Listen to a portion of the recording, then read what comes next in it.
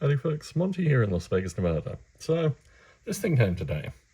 I've read it 3 times. The first time I read it, the first thing that caught me was that it looks like it's been laser printed, or at least the cover looks like it's been laser printed. I'm sure someone's trying to get an effect here, but it just looks very, very strange to those of us that have any time and any place in the print industry. Anyway, that was the first thing that caught me.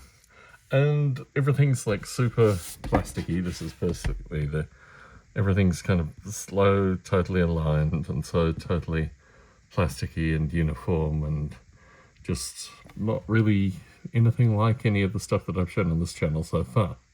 So that also caught me. Then reading through it, I thought to myself, there's no Marauder Troll, oh sorry, no Marauder Giant in this thing, which would be really nice to see. And there's very little really orcish and goblinish stuff in here, aside from the fact that they're brutes and, you know, they like looting and various other things. And I was left with the sense that this really, in a world where you can't even get a rule book, this is a main rule book at least. This is a very curious thing, and the reviews that call it a supplement and various other things, and the fact that it's very short and all this stuff, that was the first thing.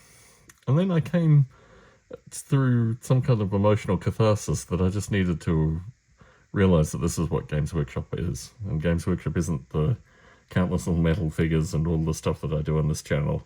I'm just a representative of some aspect of a historical version of Games Workshop which is no longer there. I just need to be comfortable with that fact. I need to be at peace with that fact. And I realized in order to actually enjoy this book in any capacity, I had to be very, very, very comfortable with that fact and very, very, very at peace with that fact. And that's basically where I got to. And then I actually kind of enjoyed it the final time I read through it. Kind of thought, this is for a new wave of people that are coming to this stuff potentially, who don't have the legacy background, that don't have the 14 odd books that describe orcs in beautiful fashion, various codices and other things, going back in the day, and some of which is 40k as well. It does a very beautiful job at describing what GW orcs are specifically versus Tolkien orcs, for example. And this thing is just a thing, which is part of a very curious situation of waiting a long period of time and finally finding one copy on Amazon from one hobby shop in, I think, Washington State from memory. Don't quote me on that. And just realizing that I just have to be at peace with all this stuff. This is just the new reality. And I'm just a cog in the new reality. And all the countless videos and things that are on YouTube associated with how amazing all this new stuff is and all these new models are and all this kind of stuff. Not really part of that hype train.